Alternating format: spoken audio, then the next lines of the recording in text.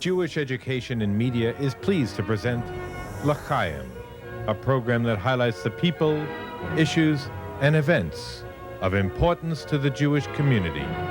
Now here is your host, Rabbi Mark Golub.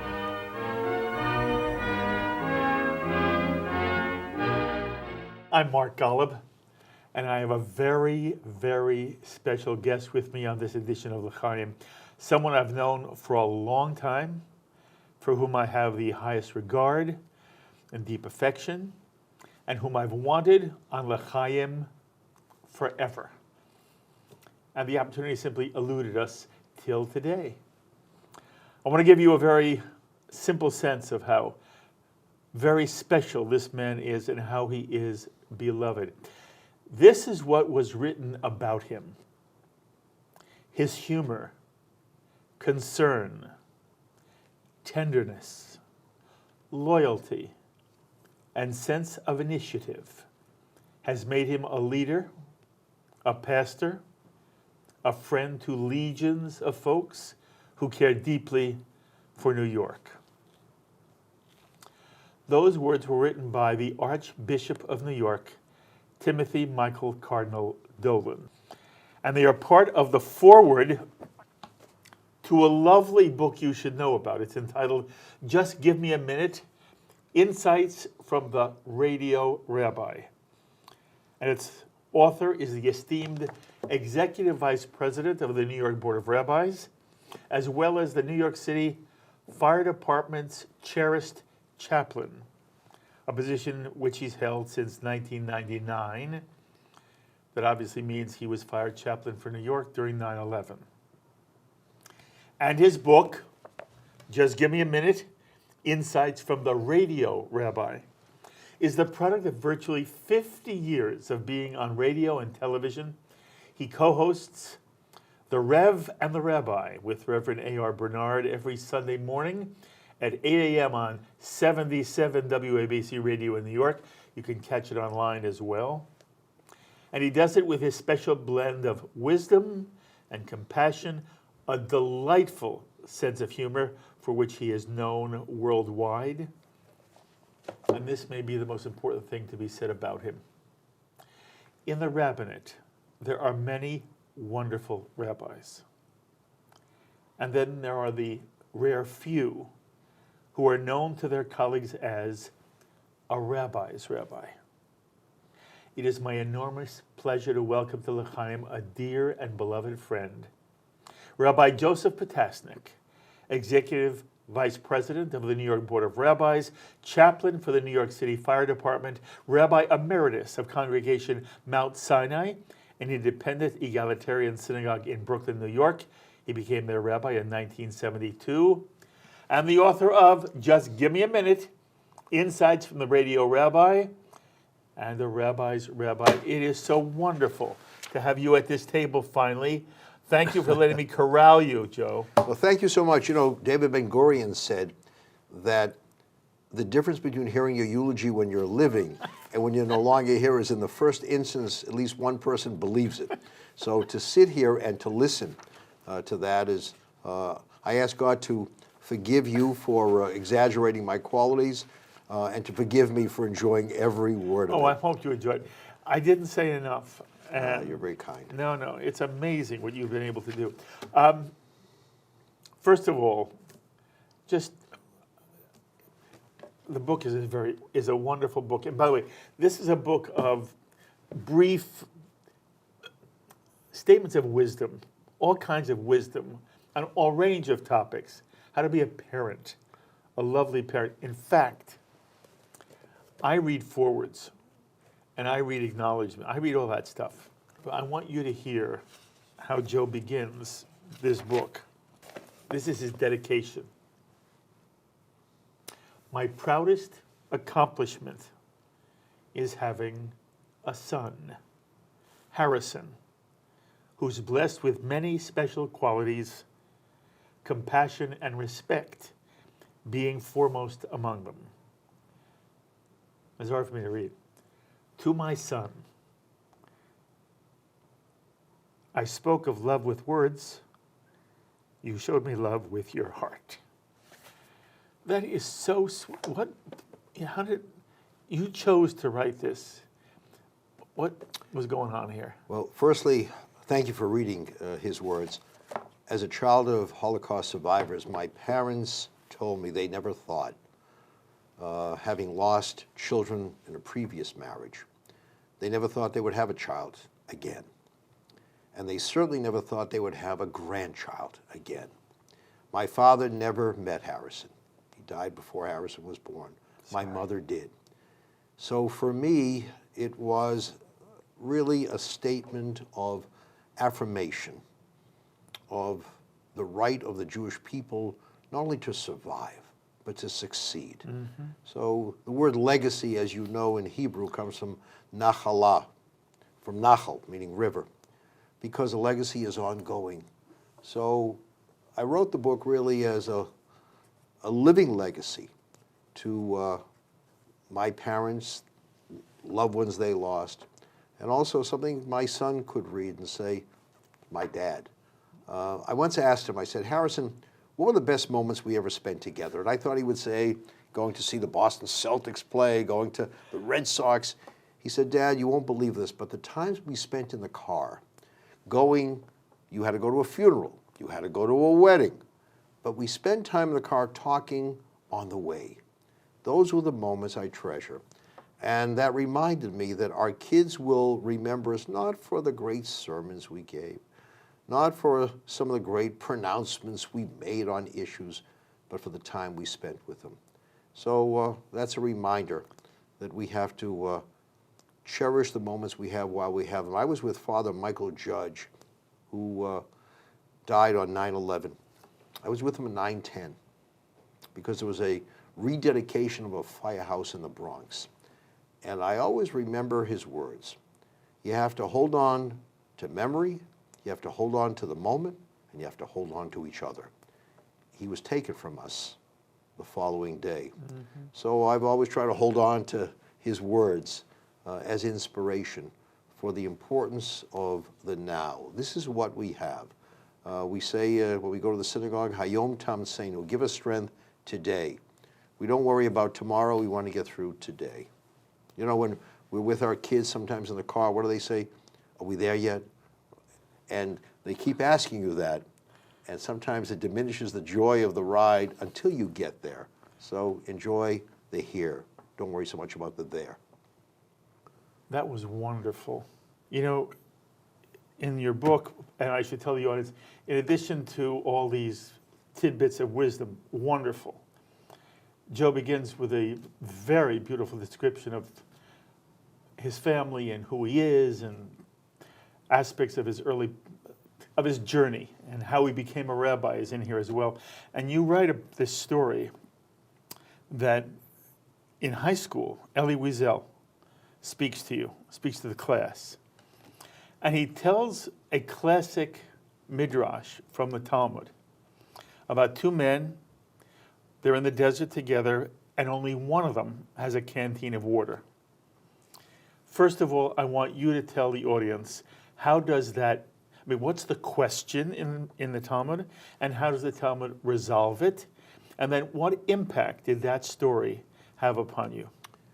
So those who are familiar with the story know that the setting of two people in the wilderness traveling with this canteen, one person owns it. If both drink, both will die. If one drinks, one will survive. It's always been a very painful episode to study. And one day I heard Elie Wiesel speaking to us. And you were a boy. Yeah. Young and man. He said the following. He said, the conclusion or the majority opinion in the Talmud is that the person who owns the canteen can drink from it because as a principle, chayecha kodmim, your life takes precedence. You have to preserve your own life, then help someone else. He said, here you couldn't help someone else, but one thing you know, because you were privileged to drink from the canteen, you have a responsibility to the person who could not drink. So I thought to myself, now I get it. My parents lost all these kids, 5 children between them in that previous marriage. I grew up in a home with 5 pictures of kids. They didn't tell me at the very beginning when I began to ask questions who those kids were, they said, someday we'll tell you. And finally one day, they admitted to me they were their kids. Do you remember that day? I do. It was in Lynn, Massachusetts. I was 7 years old, 8 years old, yeah. And then I said, I got a responsibility to those kids. I survived, they didn't. So I remember my bar mitzvah, we had the pictures of the kids there. Really? Yeah, because they never had bar mitzvahs. And I remember my bar mitzvah party, the band leader, his name was Bernie King. To this day I remember. He said to my mom and dad, you know, the custom is to light the candles on the bar mitzvah cake. So give us the names of, you know, the 12 relatives, and your son will be the 13th. And my father looked at him and said, Mr. King, we don't have 12 relatives. They were taken from us. So I knew I have to do something to perpetuate a memory of those who couldn't grow up as Jews. And for me, the rabbinate became that place where, you know, I could try to do something, not only in their memory, but something meaningful that will have an impact on other people who are alive. So that story of the canteen has always resonated with me, and I think with many other people. Oh, it is a fabulous story and a fabulous Jewish perspective and Jewish value, yes? Yeah, look, some people in this world do nothing. And they say, well, what could I do? And some people do so much, and they say, well, what else could I do? And here I am surrounded by firefighters, right? FDNY. They're running into buildings. Everybody else running away. They're running into buildings. And their question is, well, what else could we do but to save life?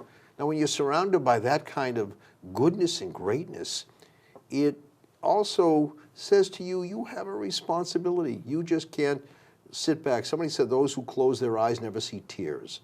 So we can't go through life ignoring the realities of those, especially those who are hurting and those who need our help. And there's so much pain in the world. We don't lack for tsuris. We don't lack, you know, for suffering. So we have really much to do, not only to help our own people, and to help other people as well. By the way, I will add this. I find there are some people who are very ready to help others, but overlook their own. Some people help their own, but overlook others. And you know there's a synthesis that we are obligated to do both. And I think as a rabbi, you have to be the exemplar of that relationship that is so impactful. I want to speak one more moment about the message, though, of the Talmud, because you said very aptly, it's a troubling passage. And when people read it, when anybody reads it, you empathize with, first, both of the individuals. And you feel terrible for the guy who doesn't have the canteen. And there's an instinct, share it. But as the Talmud says, if they share, this is the prerequisite of thought in the Talmud. If they both share, they'll both die. If the one who owns the canteen drinks and keeps it for himself, he will make it to safety and he will live.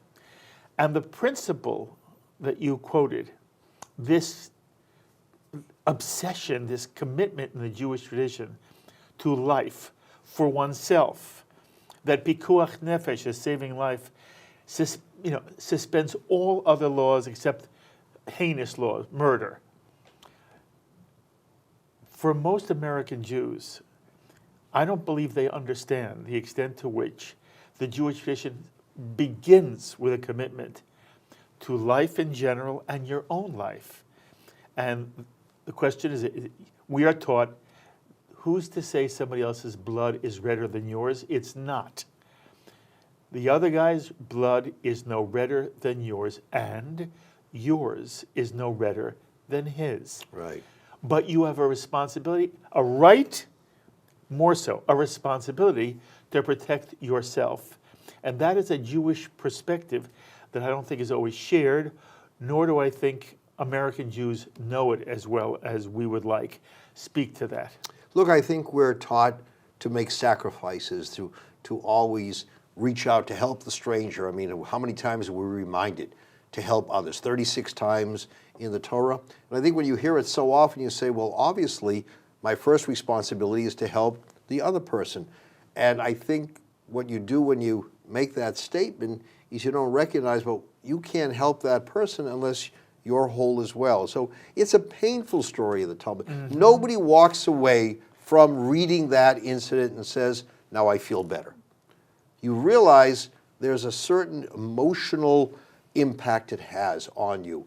My God, I couldn't save that life. I wanted to, but I couldn't, but now what am I going to do? And what am I going to do so there aren't future scenes like that with people walking with only one candidate? Doesn't that say there are people out there who are hurting in many ways? I got to make sure they stop hurting. So we don't have where there's only enough water for one. Why don't we have enough water for two? Why don't we have the ability to share with one another? So there are many lessons from it. And I just think we always have to ask, am I doing enough to strengthen my own well-being as well as someone else's? Again, beautiful. By the way, the word Chaim you mentioned and the name of the program is in the plural. Yes. You can't write life in the singular in the Hebrew language. Isn't that wonderful? Right? So it's always about what you're doing for someone else as well as yourself. It's just wonderful.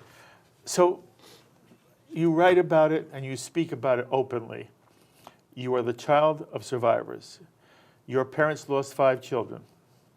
You write in the book that they didn't talk to you about it. You would hear them talk to relatives in Yiddish about it, and that at one point they did tell you. I've had many people on L'chaim who are children of survivors. Often they tell me they had a very hard time because they were children of survivors, and their parents carried this nightmarish burden with them their entire lives. The loss, I don't know, Joe, how parents can experience the loss of their children and be able to go on. They do. Kol hakavod to both of your parents. What are their names? What were their names? Herman and Ann. So Herman and Ann, you'll tell me in a moment how they find each other, and they have you. Are you the only child? I'm the only child. Okay. So here you are, and you grow up their son. Was it hard for you as a child of survivors? That's an interesting question. On their monuments, the memorial monuments, I wrote at the end, they lived so much, yet they lost so much. And they loved so much. So they would not talk openly, but I could tell. I could see that there was something, you know, when we'd have a birthday celebration, they would laugh and they would smile, but I don't recall hearty laughs. I don't recall them really being so happy. Were they sad? I think there was an inner sadness that became more visible to me as I matured. Because look, how can you go through life, you know, without that heaviness? But they tried not to transmit it. And I think they did a good job. I'm very proud of my parents. You know, we often find parents are proud of kids. It's nice to hear once in a while that kids are proud of parents. So there was a reciprocal relationship. Okay. And what were they like? What was your father like? What was your mother like? They were all about family. Alles for the Kinder. I only had one at this point. Everything was for the family. My father was in retail. He was in the grocery business. My mother worked with my dad, a sure recipe for disaster in many relationships, but they made it work. But I can tell you this, that as busy as my dad was, as busy as my mom was, because to survive, you know, you had to work hard. They were at my school plays. They were when I played ball. There was a Sunday afternoon dinner, right? That was the family time and the chance to talk to one another.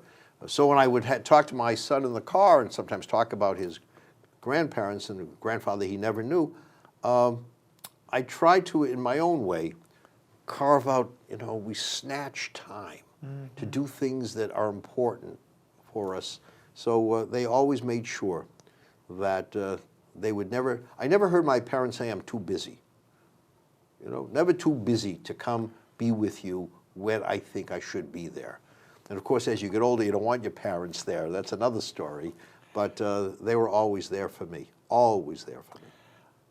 What was their story? Where were they during the Holocaust? And how did they find each So other? I know very little. I know my mom was in the Lodz ghetto. My dad was in some of the camps. Again, didn't reveal which camps. And who had the children, the 5 children?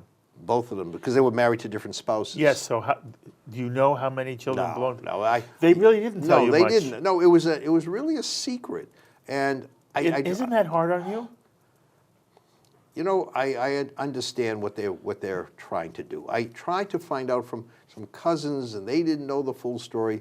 So I'll live with that mystery. But I know there was a great emotional void there. Look, I as normal as we rabbis can be, you know, and our kids as normal as they can be, I think it all worked out for the best. Except I have to tell you this: my mother wanted me to be a doctor. So much so that when I became a rabbi, she would call me on Wednesdays in the office, because Wednesday traditionally was the day off for doctors. And she would, every week I'd get a call, especially on Wednesday. She said, "Joe, if you had listened to me, you wouldn't be sitting in an office right now. You would be out, you know, Playing golf. or doing whatever you wanted to do." But after a while, they were very proud of it. I'm sure. My dad, you know. What was the Jewishness of your home? It was a traditional Jewish home. What does that mean? Tradition was a kosher home. My dad went to services because of retail. There were certain demands where he couldn't attend as often. But when he retired, he went to shul every day. Yeah. And Would he have called himself Orthodox? it's funny you ask, because we were members of the Orthodox synagogue and the conservative synagogue And where is this? in Lynn, Massachusetts, and both synagogues were near one another, which was good for me, because when the Orthodox rabbi would say, "I didn't see you Shabbos," I was in the other shul. You know, you always had a backup plan. But I think because they couldn't be the kind of Jews they wanted to be during that horrific period, they said, now we're going to live it with a greater intensity. Okay, so you were brought in a home with a strong Jewish identity. Oh, yeah. Oh, yeah. Did you love it as a child? Yeah, because it wasn't done in a hard fashion. It was done. It was integrated. And my friends came over. You know, we would have a Shabbos meal together.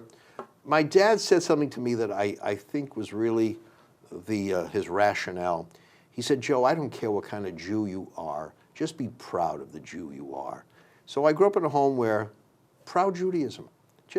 It was happy to the extent that they could be happy. Certainly wasn't miserable. It wasn't punishing. I felt privileged to be their child and be part of the Jewish people. You were very lucky, you know. What about Israel? Did they care about Israel at all? Or is that less so in that generation? In that generation, they were trying to begin again. Yes. In America. That was the focus, right? Yes. Elie Wiesel said, "When you're born, you begin. But some people have to learn how to begin again." Mm-hmm. And they began again, and I think that was, but they made sure their kid would go to Israel. You know? Did he? Yeah. First of all, I went to Jewish camps. And I always recommend Jewish camps because I think they're transformative. I went to Hebrew school. I went to Hebrew high school. So they made sure that I walked around, you know, not camouflaging who I was. Okay. Did I read that you become rabbi in Brooklyn in 1972? I was 7 years old. I was just the youngest kid ordained at the time. By the way, we both started our respective congregations in 1972, and you're still there, and I'm still in Stanford. Wow. When I looked at your congregation, it describes itself as independent egalitarian. Is that what it was when you joined? I don't think you'd find many synagogues in those years that were described as Either. egalitarian. Right. You know? Yes. I remember when I came there. By the way, the membership. I looked at the membership list. Only men were listed. Women were not listed as members because they weren't given that kind of equal footing. It was a different age. Different age. But did they affiliate with any movement? Yeah, it was a conservative synagogue. It was a conservative synagogue. At what point does it become independent? Were you there at the towards the end of my were you towards the end of my congregational emeritus career. there or not? You were still It was active. pre-emeritus, a few years before. So were you part of that transition? Yeah, Did you they want said it? because, look, you know that you have to be able to open those doors as widely as possible. Yes, but by the way, between you and me, you and I understand, it could be done in any synagogue, any movement. yeah. A Reformed congregation, a conservative congregation, or they all could be open. That's not the answer. There was a reason, I don't know if you want to tell me, but there was a reason why your congregation chose not to be affiliated with a movement. I thought they felt that some people who are not familiar with the movement or the denomination would see it as being very limiting, right? That there were people who were not involved in the shul world, who, matter of fact, some of them had negative experiences going to Hebrew schools they didn't like when they were growing up. So you tried to create an aura of this open kind of place where, you know, you could be whoever you wanted on that spectrum and be accepted. You weren't going to be labeled in a certain way. Where did you get your smicha? Yeshiva University. So you were ordained an Orthodox rabbi. I was. But you didn't serve in an Orthodox synagogue. It was a conservative synagogue, yeah. How'd that happen? Proud Judaism. You know, you have to be, if you're comfortable with yourself, others are comfortable with you. Mm-hmm. And I just felt that, you know, this had more, it resonated more with who I was. But I had some people who came to the shul who were very religious, and you know, we weren't so hung up on denomination in those years. We were, you know, it wasn't about the label. Correct. Now we suffer from this, or for years, denominationitis they call it. You define people by the label, and to me, the label wasn't, you know. As a matter of fact, if you look at titles, right? Don't we speak of Moshe Rabbeinu? Moses, the title comes after his name. Timothy Cardinal Dolan, the title comes after his first name, because, you know, the degree is nice, but it's the decency of the person that matters first. What kind of rabbi were you when you first started in 72, or if I saw you in 92? Do you have a sense of what you wanted to create for your every rabbi does? Rabbi Harold Kushner said the definition of a good Jew is one who seeks to be a better Jew. And when I first became a rabbi, I wanted to create a space where people could be comfortable with who they were without this judgmental attitude that some have, who looked at you and judged you by, you know, how religious you were or not religious you were. I just wanted it to be we say a home for all people. I wanted everyone to walk in to say, this is my shul. Matter of fact, guys, sometimes you find there are people who don't come into the shul, they walk by the shul, they say, that's my shul, but they never come in. But you know what? I accept There's that something too. nice about that, isn't there? Yeah, people come just for Yizkor. I always say to rabbis, don't knock them. Right. They're coming there. And by the way, there are people who pay their dues, and you never see them. I said, rabbis, wow. You know how fortunate you are? Absolutely. They don't bother you. They ask for nothing. And they make Jewish life possible. Yeah, they're enablers. Yes. Positive enablers. Yes. Yeah, look, but when I first came, I enjoyed the sermonics, the preaching, people coming over and saying, you know, you really cared. Yes. I think that's what we want. Yes. You know, you'll hear the message, but when someone says, you know, you came over to me, or you said something that really was impactful in my life, or you were there during a critical time, or you inspired someone to go to rabbinical school. We had a number of kids who went to rabbinical school.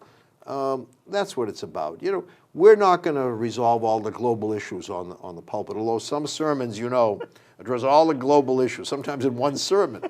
But what do you think of that? I don't think it's realistic. But I do think if we can say, if I can make a difference in one person's life, then I have succeeded. Mm-hmm. And I think that's the secret of being a successful rabbi. It's not how large is the congregation, right. It's how many people have you really touched in some meaningful way. And even if it's one, you made a world of difference. Absolutely. You heard me say in the open that there are many wonderful rabbis in America and around the world. It doesn't mean every rabbi is wonderful. There are many wonderful rabbis. And I'm not asking you to talk about any person, but I am asking you, as you look at the American rabbinate, as you experience it through the New York Board of Rabbis, what troubles you about rabbis today, if anything does? One day, Cardinal Dolan said to me, talked about the condition of religion today. He said, Joe, remember something. Nobody wants to come to a house of worship and hear a grumpy guy always complaining. And I would say that one of the things we have to try to do is not always speak about the pain of Jewish life today, the pain of Jewish survival, because young people in particular who are sitting there are saying, if it's all about the schmerzen, the pain of Jewish life, why should I continue to be a Jew? And I grew up in a home where I didn't hear the pain of Jewish life, and they certainly had what to complain about. So I think that's part of it. It has to be a positive experience. There has to be something that wants you to come back. And if all you're going to do is beat me up verbally, sermonize about all the things I'm doing wrong, why should I come here week after week? So I would hope that rabbis, and a lot of the rabbis I know, they're very good at what they do. Absolutely. Yeah. But I don't know if this is fair to say or whether I'm in some way prejudiced. I think the rabbis I see today are really quality rabbis in a way that makes me happier than I was when I was a young person and I felt there wasn't as much honesty and as much person. You emphasize the personal relationship. And I feel rabbis today are more cognizant of that. One thing I do worry about in terms of rabbis, and again, this is arrogant of me to say, but I'm saying it to you so you can say I'm right or I'm wrong, or you share the idea or you don't. I want rabbis to take Judaism very seriously. I don't want them to take themselves seriously. It's not about the rabbi. It's about teaching what this Jewish tradition is all about, the magnificence and genius of the Jewish tradition. And I take that seriously. But there's no need to take oneself seriously. Do you understand what I'm saying? But there is a need to be the exemplar of what you're teaching. Somebody said, you don't just want to hear the sermon, you want to see the sermon. Okay, and what if you're not? By the way, people are just people. And by the way, rabbis are people. And sometimes rabbis pretend that they're not. And I understand they're really, in many ways, there are rabbis who feel there should be some distance, not coldness, but they're not buddy-buddy with a congregant, because ultimately it's the same way you look at your doctor. You have an image of your doctor in the white coat, and if you saw him out when we were children, we had images of our teacher. We ran in the grocery store, there's Mr. Huntley, oh my goodness. So there is a sense that we represent something. But I don't want the rabbi to be my professional Jew. And I don't want the rabbi to feel that he has to be that he must be something that he isn't. Most people have hard times being what they want to be. You spend your whole life becoming more and more of who you want to be, and the kind of loving person and the kind of open person. I keep saying Judaism is all about how do you be a lovely person. It's all about being a lovely person. So we're all striving for that. So I want I want everybody in my life to be a lovely person. But I understand rabbis are just people, and I don't think they should pretend that they are more than that. Well, that's why we have Yom Kippur. That's why synagogues and houses of worship are not so-called for saints, they're for sinners. I walked into your offices today, I looked at the pictures, and I saw there Rabbi Shlomo Riskin, beloved. And I had him as a student. I was a student. And I remember something he did. He invited every member of the class to spend Shabbat in his home. It wasn't just about teaching Shabbat, it's about living Shabbat and living with one another. And to this day, I look back, that was one of the most beautiful Shabbatot I ever spent. Meeting his family, right? Yes. Going to synagogue with him. There's a president at Northwestern University, Morty Shapiro, beloved. He invites kids to his home. Yeah, I'm the president and I'm the big shot here, but but I'm also a regular person. Yes. And I think the more you can see that, you identify more. Otherwise, there's going to be that gap. And, you know, all of us are hurting on different days, different times of the year. We need that hug. We need someone to say, you matter, and I care about you. Don't you find that congregants, when you are there during that difficult time, Most important thing you can do. Sometimes the only thing you need to do is be there.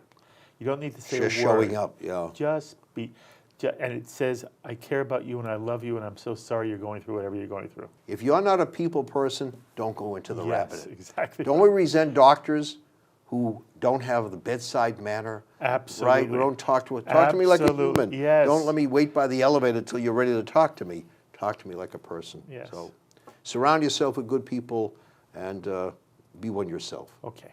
The New York Board of Rabbis is an umbrella organization. You have rabbis of all movements, correct?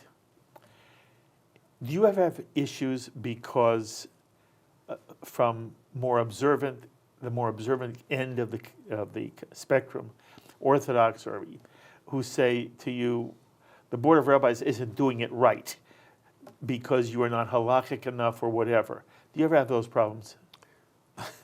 I would be lying to you if I say I didn't. You know what?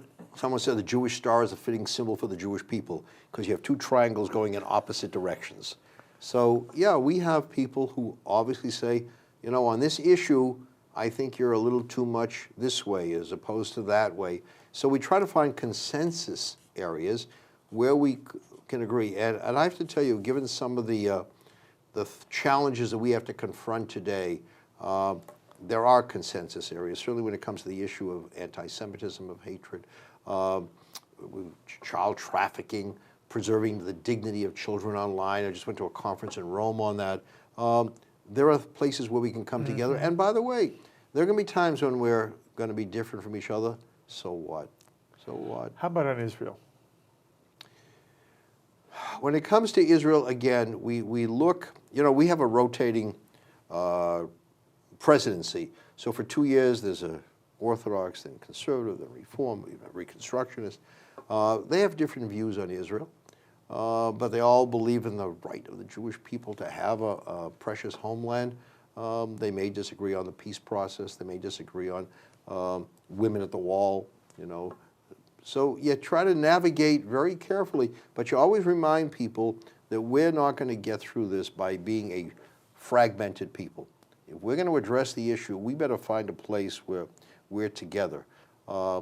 We can't do it alone. Look, I say this to our Christian friends. We can't fight anti-Semitism alone as Jews. We need your help. And certainly on Jewish issues, we can't do it alone. And the success of one group is not predicated on the failure of the other. We wouldn't be better off, you know, without a Soloveitchik, without a Leon Beck and a, you know, To the contrary. Heschel. Yeah. To the contrary. We would be diminished We'd without be them. diminished, but we have to provide the space for people to have those arguments with each other. Look, didn't Hillel and Shammai, they quoted the other person first, right? Well, Hillel quoted Shammai first. Yeah. Yes. So what is that about? It's showing that, and when I went to law school, you had to study the majority opinion and the minority opinion, Yes. right? That's Talmudic. That's Talmudic. So we can't lose that. That's who we are as a people. And this one size fits all is, you know, zero somewhere. If you don't follow me, then you're outside the camp. We can't afford that. Okay, but right now we're seeing a fractionalization in the Jewish community. And there is this attitude, I'm right and you're wrong. And it doesn't come from the right alone or the left alone. And I keep saying to myself, how does Joe navigate that? And my instinct is there are times when, on a personal basis, you have strong disagreements with your president. You're a person, you have your own ideas, you're profoundly committed to the state of Israel. What do you do with those kind of situations? It's very painful. It is. It is. You can't be honest about who you are, and at the same time hide who you are. And Even though you're the executive vice president? Well, but there are times when we say, look, we're going to part on this, right? You try to find, again, those issues, you know, where we can collaboratively confront it. But where there's going to be a difference, we're going to be apart from each other. That happens. But the strength of an organization is not only when you agree, it's when you disagree. You know, in a relationship, if you can really disagree with the other person, that's a real substantive relationship. Okay, and you've survived then these disagreements. Yeah, so far I have. I mean, but again, you walk away, as you know, tormented sometimes. I wish I could find, you know, the ability to bring us all together. But I'm not here to impose my will on someone Yes. or vice versa. But I'm here to say, you matter, I matter. How do we find a way to navigate together? We'll do it when we can. We won't do it when we can't. How many years have you been executive vice president? 18. 18 years. Many years, the New York Board of Rabbis would convene at high holiday time. Opportunities for rabbis all over the New York area. They would be invited to a specific place, and you would have a number of rabbis that you thought were highly of. They would give a high holiday sermon, or they would express ideas that they thought all of us should consider. And you were kind enough to have me at some of those. I am a member of the New York Board of Rabbis. And so, do you still do it? Absolutely. And by the way, you walk into that room and you would It's quite know, something, isn't it? Yeah, you wouldn't know who's Orthodox, No. who's not Orthodox. Almost. Almost, right Almost. over right. Here you are sitting, let's say you're a Reform rabbi, and you're listening to an Orthodox rabbi, and you're writing down what Yes. he is saying, or she is saying now. And isn't that something that is so unique in today's world of Yes. fragmentation? James Joyce said, here comes everybody. I'd like to think that's what the board is. And by the way, we have members of the Hasidic community who come to us. We have chaplains in various institutions of different denominations, some of whom are Hasidic. So we're bridging gaps where we can. It is marvelous. Okay, the audience can see there's a pin on your left lapel. What's the pin? As chaplain of the of the FDNY, I have great admiration for the NYPD, but a chaplain for the Fire Department of New York. How long? 1999. How did that happen? I got a call from the then mayor, Rudolph Giuliani. He said, I want you to be chaplain at FDNY. I said, FDNY? I said, look, as a kid, I wanted to be a firefighter. I didn't say I wanted to be a chaplain. You know, he said, no, because at FDNY, you have the opportunity to really work with people of all different faiths, and I think you would be good at that. I said, look, I'll try. You asked me to do it. I'm honored. So I became chaplain, and I can't tell you the majority of firefighters are Jewish. They're not. But I have never, ever seen such respect accorded to people of different faiths, and we're there for each other. So I can only imagine how, there's no adjective to describe what it must have been like for you on 9/11. And 9/11, people should understand, is not a day. For you, 9/11 was a week. It was a long period of time. It wasn't simply that the towers came down. The towers came down began what you went through. It was finding as many survivors as we could and caring for the families who lost loved ones. But I want you to tell us, what was it like for Joe Potasnik during that, not 9/11 day, although I'd like to know that too, but that period of time for you? let me tell you two stories. One was Hanukkah Christmas after 9/11 at what we call Ground Zero.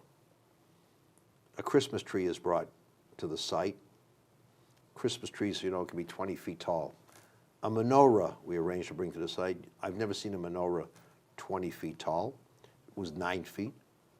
And all of a sudden, a group of carpenters who were there came over to me and said, there's something, the disparity in height is wrong here. And they built, on their days off, these carpenters who were doing some work in the area, said, we're going to build a platform so the Hanukkah menorah and the Christmas tree are the same height. That's a statement about we were there as equals. The second thing is the first year of Pesach, Passover, we had a little bit of a Seder. We invited some families, we came together, and I looked up and I saw it was John Vigiano Sr. who lost 2 children on 9/11.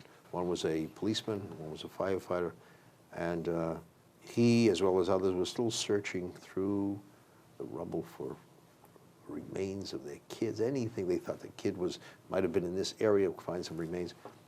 And you know, on Passover, we searched for the afikoman, the hidden matzah. And we stopped what we were doing, we got up, and we joined them in trying to find some body parts. That was 9/11. And I remember speaking in churches and synagogues and places. Nobody asked, are you Jewish or not Jewish? We were there as members of one. FDNY, I think, stands for Family Department of New York as well. And we are family, and family has to help one another, especially during times of human suffering.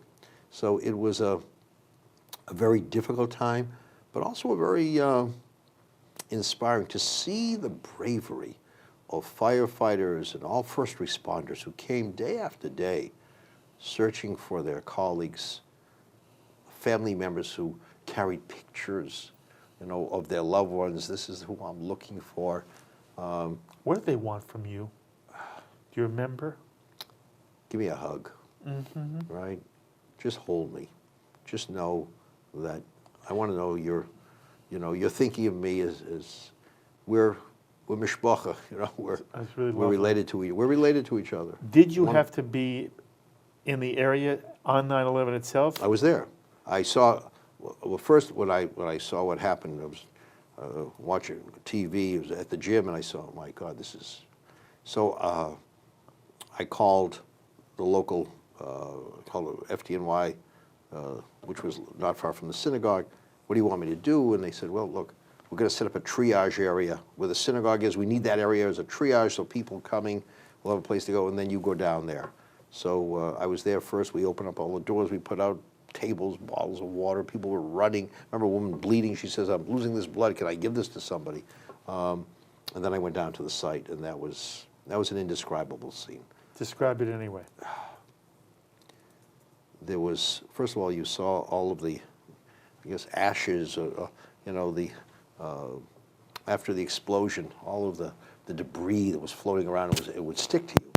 And also there was a smell from all of that. So I remember that, and I remember people just in a state of shock. What do we do? How do we go on? But I also remember those firefighters and those police. What do you remember? That they wouldn't stop looking for people who were missing.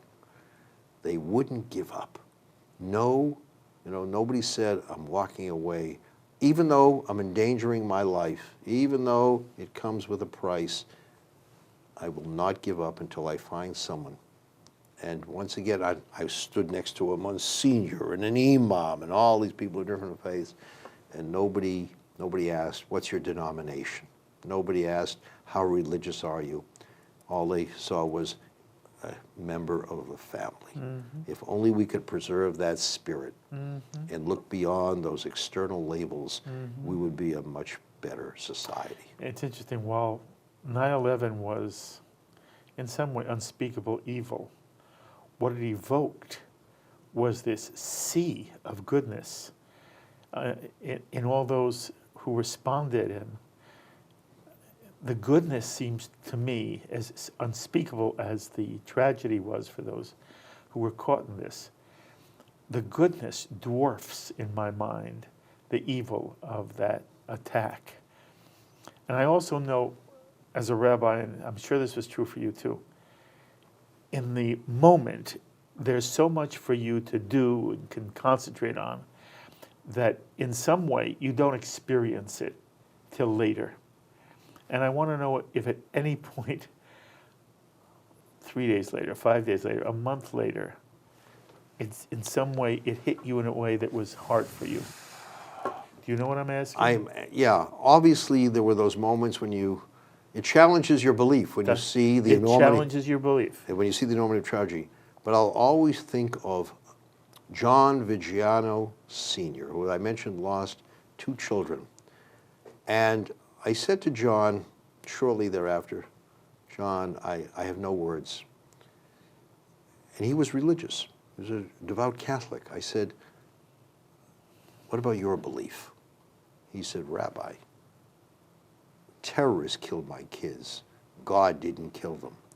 John Vigiano Sr. spent the rest of his life, after having lost the kids, going to Walter Reed Hospital, inspiring soldiers who were hurting, going to Afghanistan, Iraq, giving encouragement. You have to be strong. And who was stronger than John Vigiano Sr.? He would speak in synagogues and churches. And how does one not look at John Vigiano Sr. and say, my God, if he could still continue to do good and be good, what's my responsibility, right? His kids didn't drink the canteen. John survived.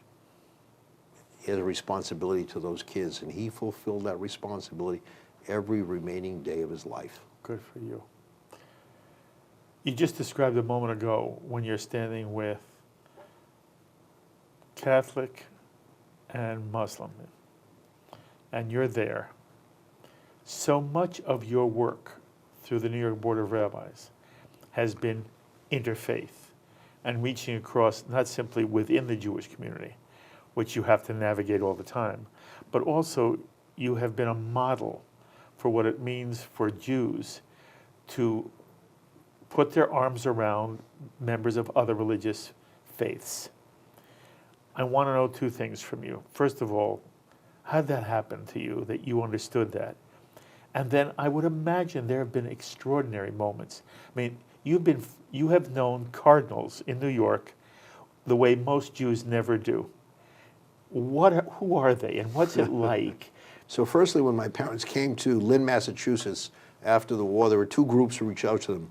One were the nuns of St. Mary's Church, the other were the Jews from the Jewish Center.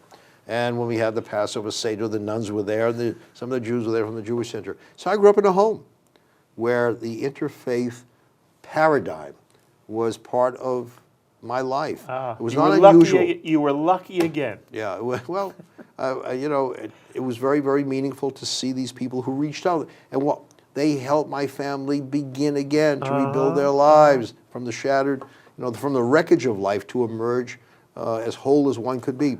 But over the years in meeting the cardinals, I have to tell you, they are, you know, again, they don't put title before person.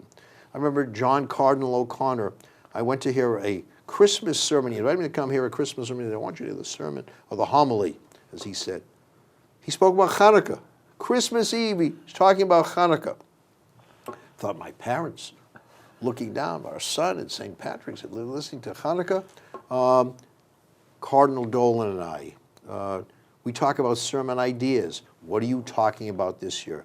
What are you talking? And we exchange thoughts. And, you know, I've been there a few times. He said, well, my good friend, the rabbi, told me. And my parents, the cardinal is quoting this son at St. Patrick's Cathedral. Who would have thought this? But then again, it gives me chills to hear it, Joe. Well, but then again, this is what I learned. And, you know, you've said it, I've said it. The person who hates me today will hate you tomorrow. It may start with Jews, it doesn't stop with Jews. If it starts with others, it ends with Jews. So we're in this together. Ed Koch, former mayor, always said, we need friends, we need allies. We can't go through this life in this parochial manner where we just are completely oblivious to all the people around us. And we have many good people out there. Goodness outweighs evil. Mm-hmm. We have to surround ourselves with the goodness if we're going to triumph over the evil. Mm-hmm. You've been to the Vatican? Oh, yeah. Oh, yeah.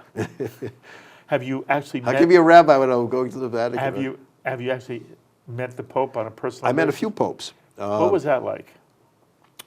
Pope John Paul II was from Poland. My family's from Poland. And he was, I'll never forget, he was suffering. You know, he was aging and had some real serious issues where he couldn't stand. And even though he was hurting, he wanted to shake hands with the rabbis who were there. And I said, my family's from Zdunska Bola near Lodz. He says, Lodz? I know Lodz.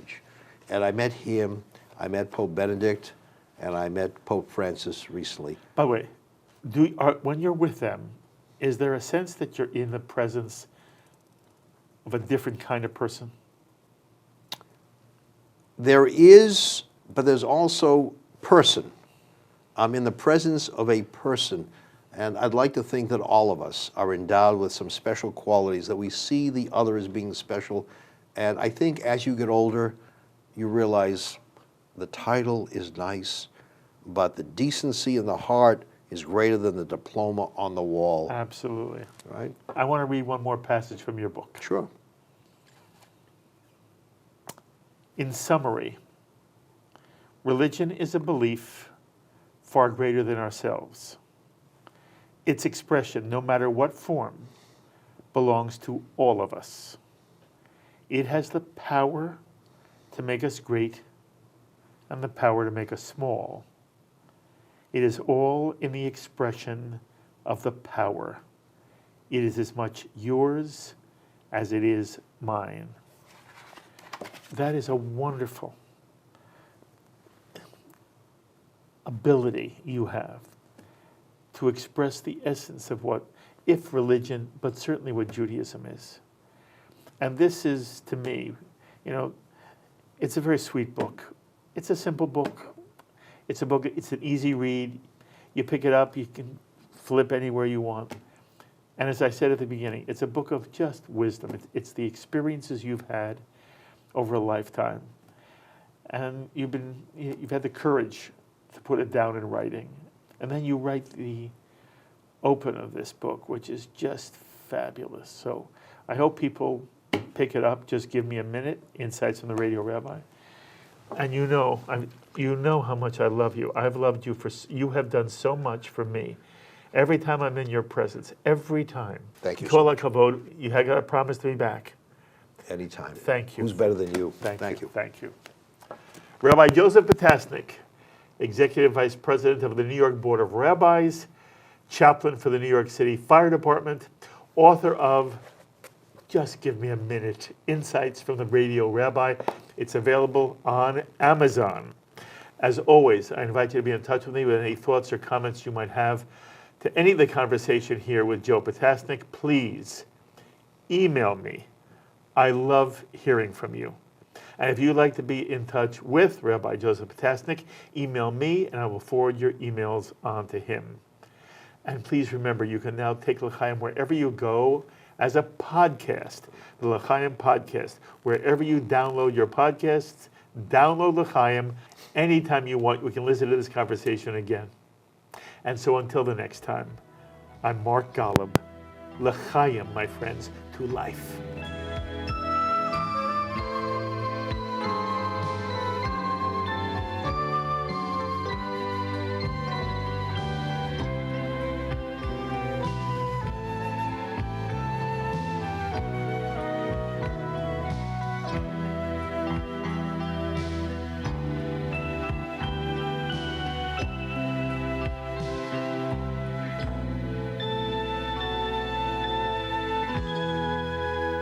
L'chaim is a presentation of Jewish education in media. We would be pleased to send a complimentary DVD of this program to anyone who wishes to support JBS with a tax-deductible gift of $36, double chai or more. Simply visit the JBS website at jbstv.org and click on the Donate button to make a donation by PayPal or your credit card. And please, indicate the program for which you would like a DVD. Or you can send your tax-deductible check to JBS, P.O. Box 180, Riverdale Station, Bronx, New York, 10471. And again, please remember to indicate which program you would like to receive with our compliments. And we thank you for your kind support.